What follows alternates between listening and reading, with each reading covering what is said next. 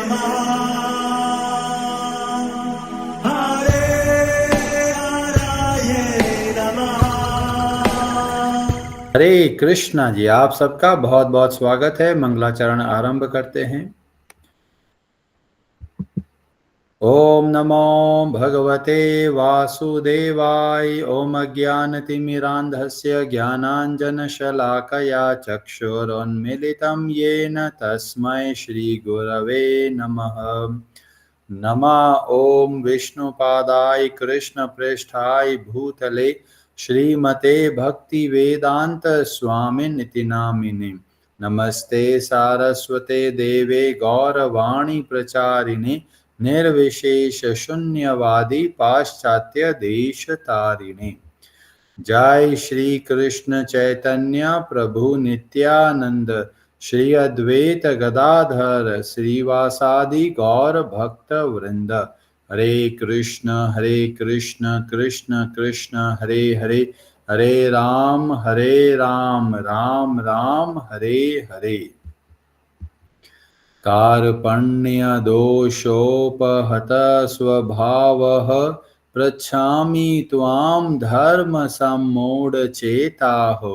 यच्छ्रेयः स्यान्निश्चितं ब्रूहि तन्मे शिष्यस्ते अहं शाधि मां त्वां प्रपन्नम। हरे कृष्णा जी, भगवद गीता आरंभ करते हैं। अध्याय 4 श्लोक नंबर 31। ब्रजेश्वरी जी आप पढ़ेंगे संस्कृत। हरे कृष्ण। नायं लोको अस्ति यज्ञस्य कुतो अन्यः कुरु सत्तम। हरे कृष्ण। हरे कृष्ण। न कभी नहीं अयम यह लोकः लोक अस्ति है, अयज्ञस्य यज्ञ न करने वाले का, कुतः कहाँ है, अन्यः अन्य, कुरु सततम हे कुरु श्रेष्ठ। हे कुरु श्रेष्ठ, जब यज्ञ के बिना मनुष्य इस लोक में या इस जीवन में ही सुख पूर्वक नहीं रह सकता तो फिर अगले जन्म में कैसे रह सकेगा। हरे कृष्णा जी।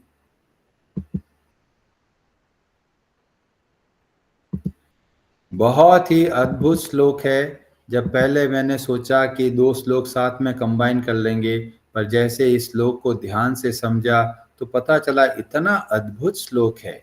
हम यहाँ संसार में आते हैं सुख पाने के लिए। सभी लोग सुख के पीछे भागते हैं, पर उनको पता नहीं है कि सुख कहाँ मिलेगा और सुख कैसे मिलेगा। बहुत सारे लोग सोचते हैं जब मैं बहुत पैसा कमाऊंगा तो बहुत आराम से जीवन बिताऊंगा, पर ये वास्तव में एक बहुत बड़ा धोखा है। जो पैसों से हमें थोड़ा आराम मिल सकता है, पर हमारा मन जो है वो फिर भी अशांत रहता है। इसीलिए हम देखते हैं जो लोग बहुत पैसा कमा लेते हैं फिर भी उनका मन अशांत ही रहता है, क्योंकि वो गलत धारणा को लेके बैठे हैं कि जब पैसा कमा लेंगे तो हमारे पास बहुत सारे सुख सुविधाएं आ जाएगी और उससे से हम खुश रह पाएंगे। पर इस श्लोक से हमको पता चलता है ना अयम लोको अस्ति अयज्ञस्य। जो बिना यज्ञ किए अपने जीवन में स्वार्थ के पीछे जीवन को जीता है वह कभी भी खुश नहीं रह सकता, और इस जन्म में इस शरीर में भी खुश नहीं रह सकता, आगे तो बात है ही नहीं। तो यह ऐसा श्लोक है जो हमको प्रेरणा देता है कि हमें अपने जीवन को सेवामय बनाना है, यज्ञमय बनाना है, हर कार्य भगवान की सेवा समझ के करना है। अगर ऐसा करेंगे तो यहाँ पर भी खुश रह पाएंगे और आगे भी खुश रह पाएंगे। तो ये बहुत अद्भुत श्लोक है जो हमको प्रेरणा देता है, हमको शिक्षा देता है कि हम किस तरीके से सदैव प्रसन्न रह सकते हैं। अब कई लोग बोलेंगे प्रभु जी आप तो जबरदस्ती कर रहे हो, भगवत गीता बोली यज्ञ करो यज्ञ करो, हमको नहीं करना यज्ञ, बिना यज्ञ किए हम क्या खुश नहीं रह सकते। तो बोला गया बिल्कुल नहीं रह पाएंगे। जो जीवन में थोड़ा सा सुख मिलता है वो वास्तव में एक तरह का दुख का बीज है।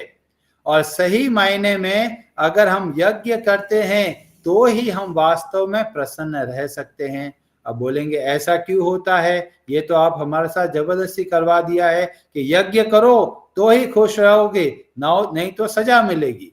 पर वास्तव में हमें भगवान का दया का भाव देखने को मिलता है, क्योंकि ये श्लोक के माध्यम से हमको पता चलता है कि हमारा वास्तविक स्वभाव क्या है और हम किस तरीके से प्रसन्न रह सकते हैं। जब सेवामय जीवन को जीते हैं तो ही प्रसन्न रह सकते हैं, क्योंकि हमारा स्वरूप ही है, हमारा स्वभाव ही है, हमारा नेचर ही है सेवा करना। जितना हम सेवा करते हैं उतना हमारा मन संतुष्ट होता है। और जब सेवा को छोड़कर स्वार्थ में जीवन को जीते हैं तो वास्तव में दुख पाते हैं। तो ये दुख पाने का, कई लोग कहते हैं जी हमारे जीवन में इतना दुख आ गया, कोई और जिम्मेदार नहीं है, हम खुद जिम्मेदार है अपने दुखों के लिए। और भगवान श्री कृष्ण बहुत दया करके बताते हैं कि वास्तव में हम यहाँ पर आकर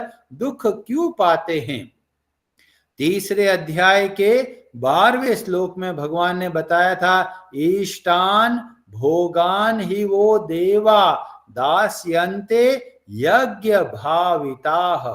जब हम यज्ञ करते हैं, सेवा में जीवन को जीते हैं, तो सभी देवी देवताएं प्रसन्न होकर जो हमारी आवश्यकता है उसकी वे पूर्ति करते हैं। जैसे सूर्य है, चंद्र है, वायु है, अग्नि है, पृथ्वी है, ये सब की कृपा हमको प्राप्त होती है।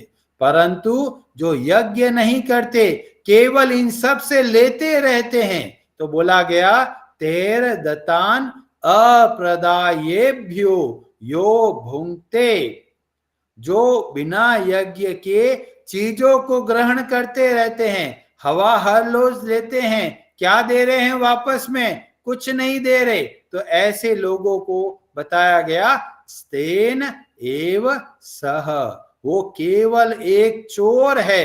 क्योंकि हम पृथ्वी से, हम संसार से, हम सभी जगह से चीजें ले रहे हैं। जब वापस देने का भाव आता है तो वह सेवा बन जाता है।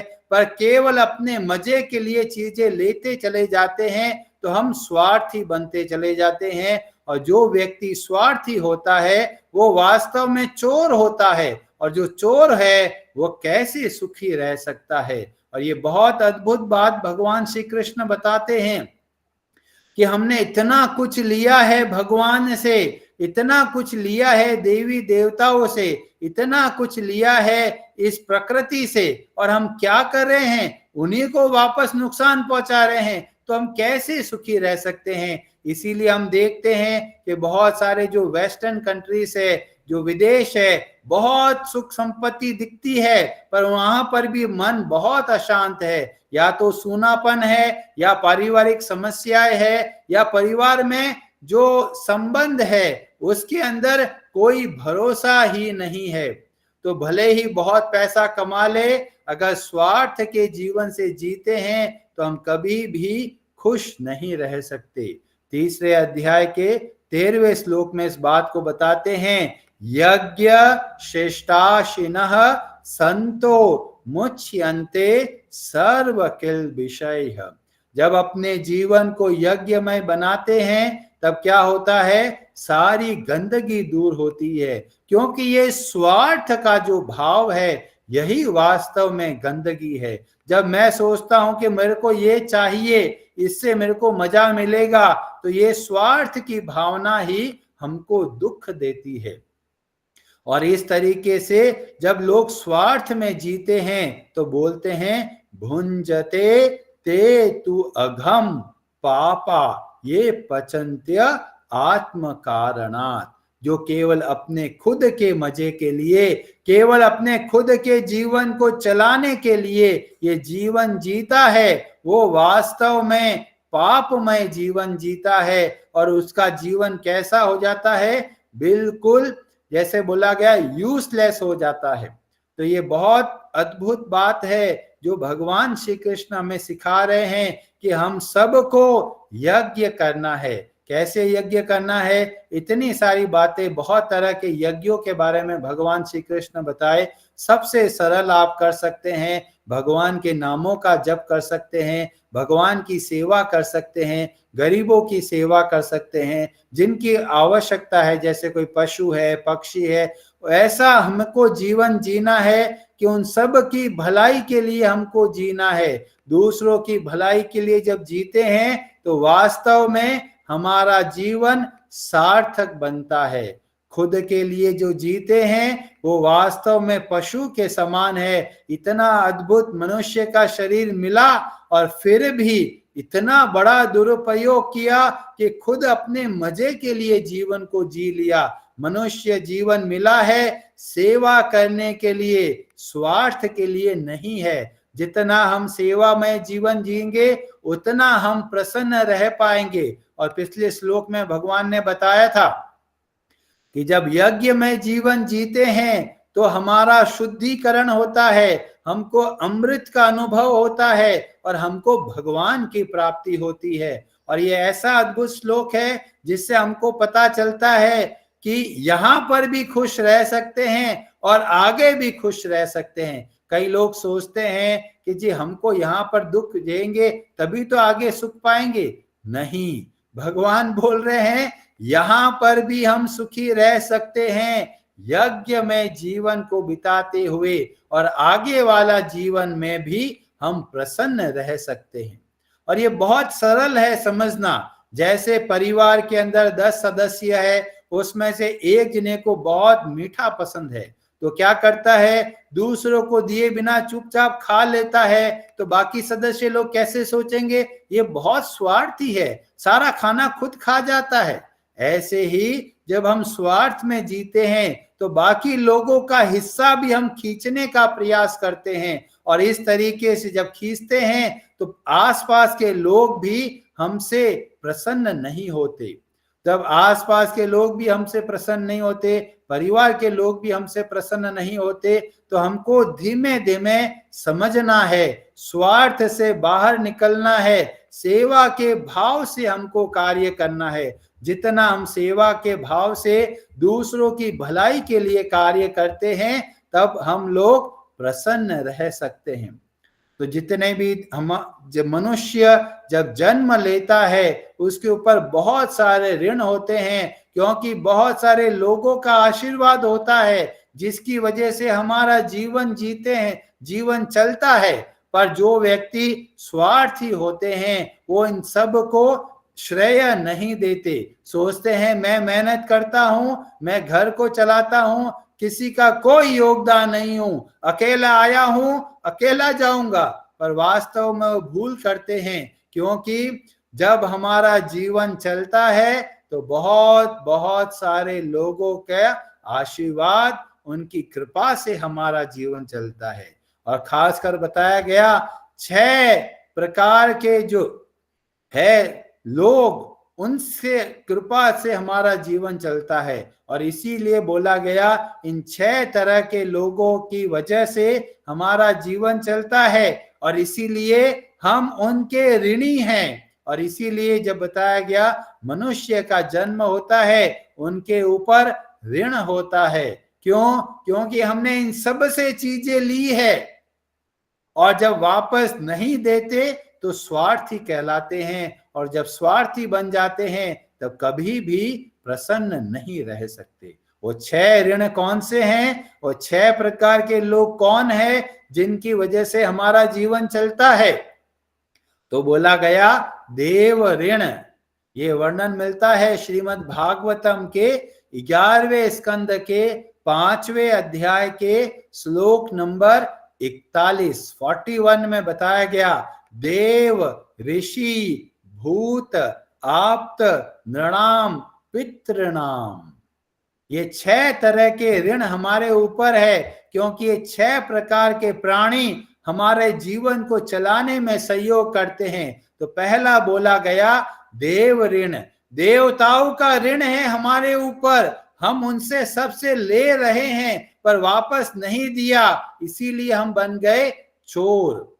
दूसरा बोला गया ऋषि मुनियों की कृपा से हमको ज्ञान प्राप्त हुआ, जिससे हमको पता चलता है क्या सही है क्या गलत है, तो हम उनके प्रति ऋणी हैं क्योंकि उनसे लिया है ज्ञान, और जब वापस नहीं देते तो हम लोग बन जाते हैं स्वार्थी।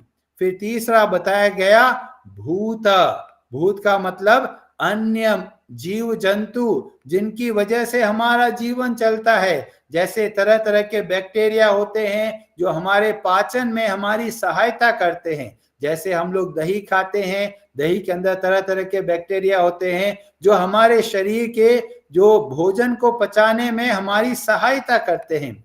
और भी तरह तरह के जो पशु है पक्षी है, इनसे हमारा जीवन चलता है और इसीलिए हम इनके ऋणी हैं। फिर बोला गया आप्त का मतलब है जो हमारे सगे संबंधी है, हमारे मित्र गण है, इनकी वजह से हमारा जीवन चल पाता है।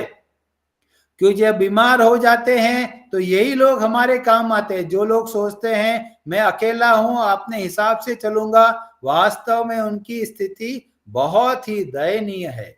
हम सबको परिवार चाहिए, हम सबको सगे संबंधी चाहिए, हम सबको एक ऐसा कम्युनिटी चाहिए जिससे हम लोग इतना प्रेम से जीवन को जी सके ताकि हम एक दूसरे की सेवा कर पाए।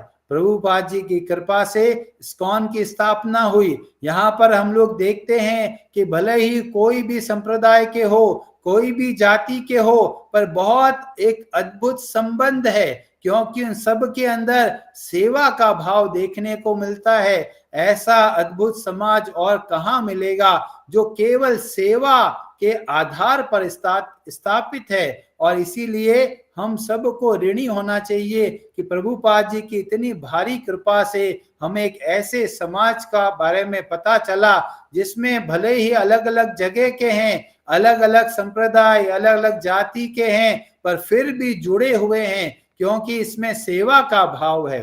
फिर बताया गया नृणाम, अन्य मनुष्यों की वजह से भी हमारा जीवन चलता है। कभी कुछ कामकाज हो जाता है, बीमार हो जाते हैं, डॉक्टर के पास जाते हैं, डॉक्टर दवाई लिखता है और हम सही हो जाते हैं, तो हम लोग ऋणी हो गए डॉक्टर जैसे व्यक्तियों के, जिनकी वजह से हमारा जीवन सही तरीके से चल पाया।